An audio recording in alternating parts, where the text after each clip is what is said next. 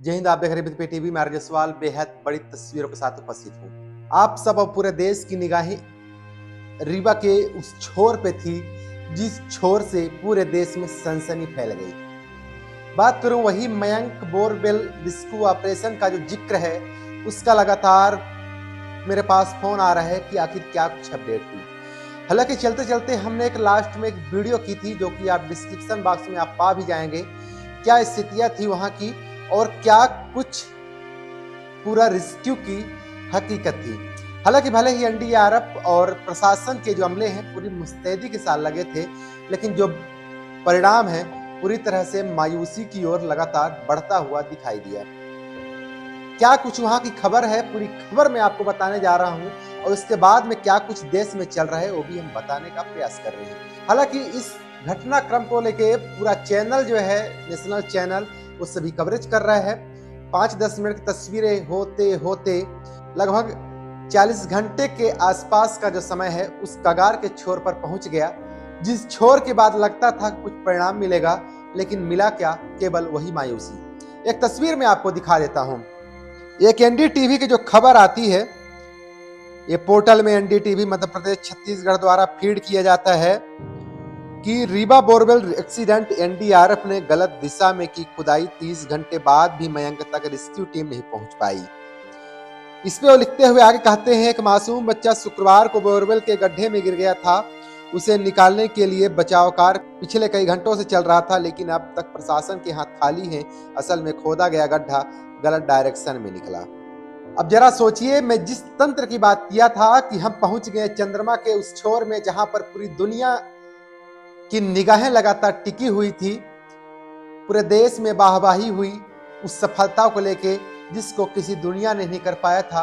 आज वही भूमिगत परिस्थितियों में अगर कोई गरीब का बच्चा हो चाहे अमीर का बच्चा हो, कई बार कई कड़े आदेशों के बावजूद भी वो ऐसे खुले बोर, जिस बोर के पास में वो बच्चा जाता है और उसके लिए जिस देश में यह कानून हो कि 18 वर्ष से कम के जो कम वर्षीय बच्चे हैं वह कार्य नहीं करेंगे। जरा सोचिए, उसी पापी पेट का सवाल था जिस पापी पेट के लिए वह बच्चा गेहूं के जो दाने हैं, बाली हैं, उसको बीनने गया था, जिसका परिणाम यह हुआ कि आज वह आखिरी जंगों के बीच में उसकी सांसें शायद थमी भी हैं या फिर नहीं थमी है, उसका भी अंदाजा लगा पाना बड़ा मुश्किल है। हालांकि यह कई लोग भी कहते देखने को मिले, जब उस बच्चे तक प्रशासन का कैमरा ही नहीं पहुंच पाया तो क्या वहां तक ऑक्सीजन सप्लाई पहुंचती होगी? क्या वहां पर खाने पीने की सामग्री पहुंचती होगी? जब बच्चे का कोई मोमेंटम नहीं मिल पाया तो क्या उस परिवार की आशाएं अभी भी उसी तरीके से बरकरार होगी? क्या उनकी आशाओं की जो किरणें हैं वो पुनः जगी होगी? हालांकि लोग तो यह बोलने लगे कि जिस दिन एक्सीडेंट हुआ ठीक उसी के अगले दिन देवथर विधानसभा के ही अंतर्गत सिरमौर के नजदीक डभौरा में मुख्यमंत्री डॉक्टर मोहन यादव का चुनावी सभा था। उस सभा के बावजूद उस 60 किलोमीटर के दूरी होने के बाद भी डॉक्टर मोहन यादव पहुंच नहीं सके।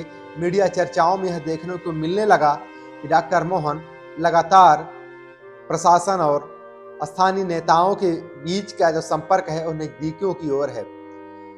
लोगों ने यह भी कहा कि अगर शिवराज सिंह चौहान होते तो अगर भोपाल भी होते तो भी पहुंच जाते। जरा यह 60 किलोमीटर की दूरी तो उनके लिए कुछ भी नहीं थी। हालांकि आपको याद ही होगा जिस तरीके से रीवा का मोहनिया घाटी टनल में जो सड़क हादसा हुआ था, यानी बस हादसा हुआ था, उसके बावजूद कई लोग चोटिल हुए थे। उसके बाद शिवराज सिंह चौहान तत्कालीन उस समय पर मुख्यमंत्री हुआ करते थे, वो आनन फानन में हाल चाल जानने और परिजनों को ढाढ़स बंधाने जरूर अस्पताल पहुंचे थे। लेकिन अब कई तरीके के सवाल उठने लगे हैं, कई तरीके के लोग सवाल अब मन में जिज्ञासा उत्पन्न करने लगे हैं। क्या इस बच्चे का प्यार माँ बाप को मिल पाएगा या नहीं, यह तो आने वाला जो वक्त है उस पर ही देखने मिलेगा ही। लेकिन हालांकि कई लोग ब्रेकिंग में कई गलत तरीके से जो खबरें हैं उसको ही प्रसारित कर रहे हैं। हालांकि यह कहना बहुत जल्दबाजी हो जाएगी कि आखिर उस बच्चे की स्थिति कैसी है और किस तरीके से है। लेकिन एक बड़ा सवाल जरूर है कि जिस तरीके से एनडीटीवी की जो पोर्टल में जो तस्वीरें हैं, वेबसाइट में जो खबरें हैं, उस पर अगर देखा जाए तो गलत डायरेक्शन में एनडीआरएफ का जो टीम है, अगर रेस्क्यू करते करते अगर सुरंग गलत बना देता है कहीं न कहीं से उसी तरीके से जिस तरीके से कल हमने विंध्य प्रदेश टीवी के माध्यम से, जो आप डिस्क्रिप्शन बॉक्स में वीडियो भी देख सकते हैं, इस पर कई तरीके के सवाल खड़े किए गए थे टेक्नोलॉजी को लेकर के। आखिर यह टेक्नोलॉजी भूमिगत धरातल स्थितियों पर मिला क्यों नहीं, क्यों फेल हो गया? आखिर वही अब 40% पुनः मेहनत होगी, तब जाके कहीं मैन के पास यह रेस्क्यू टीम पहुंच पाएगी। आप बने रहे विंध्य टीवी के साथ। बाकी पूरे देश की निगाहें मयंक रेस्क्यू ऑपरेशन पर चल रहा है। सबकी भावनाएं मयंक के साथ में है, सबकी प्रार्थनाएं मयंक के साथ में है। सकुशल माँ बाप के साथ उसका प्यार खिलखिलाता हुआ उसका चेहरा, लेकिन यह भी कहना बड़ा दुखदाई लगता है कि कहूं तो कहूं कैसे, किस तरीके से इस भावनाओं का जिक्र करूं। हालांकि फिर भी जो भी अपडेट होगा जरूर आप तक मैं पहुंचाने का प्रयास करूंगा विंध्य टीवी के माध्यम से। वह 5 मिनट 10 मिनट की जो ब्रेकिंग है, जो अभी निकल रहा है, ऐसे करके 40 घंटे बीत गए। यह विंध्य प्रदेश टीवी इस तरीके से दृश्य नहीं दिखाता है। आपका भरोसा जीतना और आपको सही खबरें दिखाना विंध्य प्रदेश टीवी का पहला कर्तव्य है। आपको अगर सपोर्ट मिलता तो शायद है कि विंध्य प्रदेश टीवी का कैमरा लगातार लाइव तस्वीरें दिखा पाता, लेकिन खैर चलिए। हालांकि इस गतिविधि के बाद कई समाज सेवी भी वहां पहुंचे, देखा गया कुंज बिहारी तिवारी भी वहां पर पहुंचे, जो कि क्रांति मंच के संयोजक हैं। समाज के बीच में अच्छा उनका कनेक्टिविटी है, हर दुख सुख पर लगातार आवाज उठाते हैं। जिस तरीके से आपने देखा होगा अष्टभुजी धाम मंदिर में एक कर लगाया गया था, यानी जो भी पंडित कथा सुनाए गए उनसे 50 रुपए नगर परिषद नई गढ़ी लेगा, उस पर उन्होंने प्रमुखता से आवाज उठाई।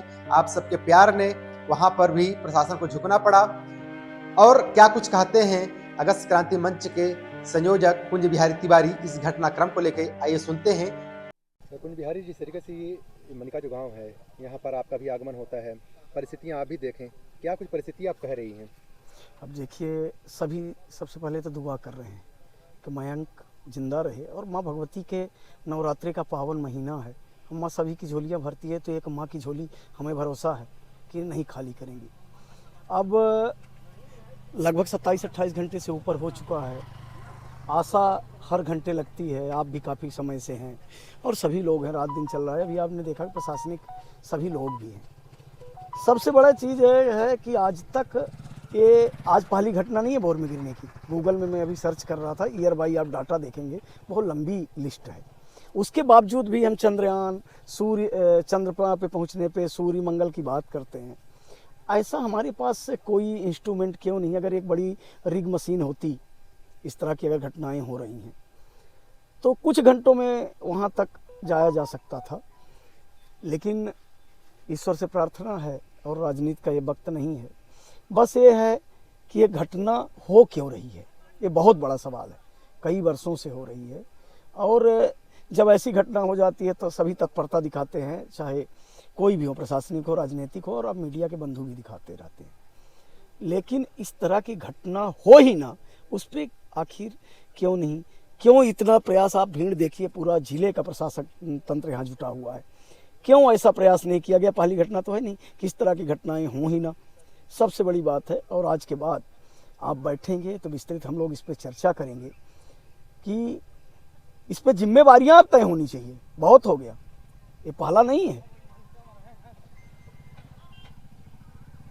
जिम्मेदारी की आपने बात की, इससे पहले भी कई आदेश जारी किए गए जिसमें खुले बोरवेल को बंद करने की बात कही गई। कलेक्टर ने भी आदेश जारी किया, लेकिन उसका पालन कितना हुआ? देखिए प्रियेश जी, आदेश, कानून, संविधान, जब एक आम नागरिक को मान के और उनका जो पालन है एक बराबर हो, तब डर बनता है। जैसे एक पंगत बैठती है तो एक जैसे खाना परोसा जाता है। हमारी शुरू से मांग यही रही है कि अगर अपराध है तो अपराध की धाराएं एक जैसे, इनाम है तो एक जैसे, और गलती हो तो एक जैसे। कब तक प्रशासन को जिम्मेदार ठहराएंगे? क्योंकि ये जो बोरवेल था किसी एक आम व्यक्ति का है, और लगातार जो घटनाएं हो रही हैं ऐसी ही इसी कंडीशन की हो रही हैं, तो हम और आप एक सामान्य व्यक्ति इसके कितने जिम्मेदार हैं? हम पूरे जिम्मेवार हैं, और प्रशासन हर जगह एक एक बोर को पैक करने नहीं जा सकता। लेकिन अगर इस तरह की घटना में, जैसे आपने देखा कि कई अपराधों में घर गिरने लगे, लोगों को प्रत्यक्ष नुकसान होने लगा, तो कुछ दहशत तो बनी।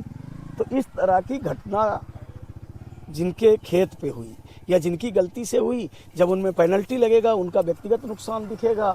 जो अगर इतना ही लग जाएगा कि जो खर्चा हुआ है सरकार का, जब पेनल्टी लगने लगेगी तो लोग उसमें आर्यन जी ज़्यादा खर्चा थोड़ी था, 4 बोरी सैंड की या मिट्टी की बना के उसमें डाल के पैक कर दिया गया होता, 5 बोरी कर दिया हो गया था। केसिंग की ज़रूरत थी तो लोगों ने केसिंग लगता है निकाल लिया, तो होल और चौड़ा हो गया। नहीं, तो आपने ठीक कहा है इस बात को, लेकिन जो अभी आपने बताया कि इसको पैक किया जा सकता था, तो अब आगे आप अपील क्या करेंगे लोगों से? हमारी तो सभी से अपील है और अपने संगठन के साथियों से अपील है, मीडिया के बंधुओं से अपील है, गांव के जो लोग जहां भी आपकी इस खबर को देखें तो सबकी व्यक्तिगत जिम्मेवारी है कि इस तरह के खुले बोर जहां भी हों तो एक अभियान चला के, जो ड्राई बोर है जिनमें पानी नहीं है, खुला है, कई बार कैसा होता है कि जैसे आपने कैप लगा दिया प्रियेश जी, पहुँचे बच्चे और उसका कैप ही निकाल के लेके चले गए, तो कैप नहीं लगाना है। पूर्ण रूप से जो ड्राई बोर है, यूजलेस बोर है, उनको पूर्ण रूप से अस्थायी तौर से सब कोई मिलके